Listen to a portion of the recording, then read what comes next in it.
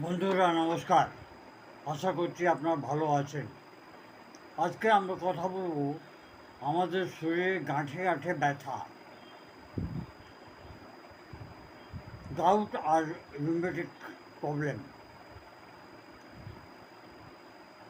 আর এর জন্য হোমিওপ্যাথিক ওষুধ কী কী আছে আসুন এই ব্যাপারে আমরা জানি।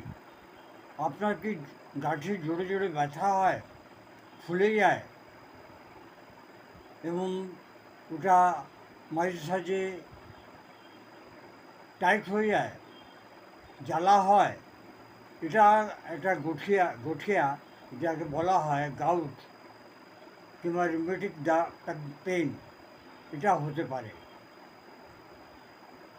গাউট বেশিরভাগ শরীরে ইউরিক অ্যাসিড বেড়ে যাওয়ার জন্য হয়। এর মুখ্য কারণ হচ্ছে লক্ষণ হচ্ছে এর মুখ্য লক্ষণ হচ্ছে পায়ে বুড়ো আঙুলে খুব তেজ ব্যথা,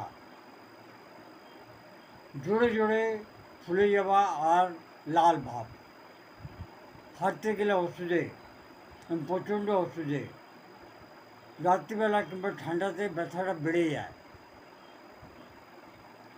রিউমেটিক পেইন, তার মধ্যে শরীরে জোরে জোরে ব্যথা হয়, গাঁটগুলো জড়িয়ে যায়, হাঁটতে গেলে অসুবিধা হয়, কমজোরি ও টায়ারিং লাগে, শরীর কাজ করে না। কিছু জরুরি হোমিওপ্যাথিক ওষুধ যেরকম কলচিকাম, ছোটো ছোটো গাঁট, যেরকম এই আঙুলের যে গাঁটগুলো আছে এর মধ্যে এই ওষুধগুলো কিন্তু খুব ভালো কাজ করে। যে কোনো জোর, ছোটো ছোটো জোরে এই আঙুলে খুব ভালোভাবে কাজ করে। নেক্সট ওষুধ হচ্ছে লেডাম।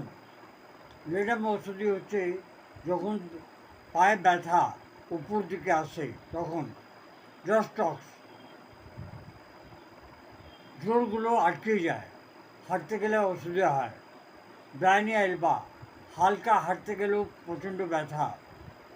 বেঞ্জয়েক অ্যাসিড, ইউরিক অ্যাসিড আর তার সঙ্গে গাঁঠে ব্যথা, এর মধ্যে কিন্তু খুবই উপযোগী ওষুধ। যদি আপনাদের এই ধরনের কোনো সমস্যা হয় আপনারা ইমিডিয়েট হোমিওপ্যাথি ডাক্তারকে দেখান।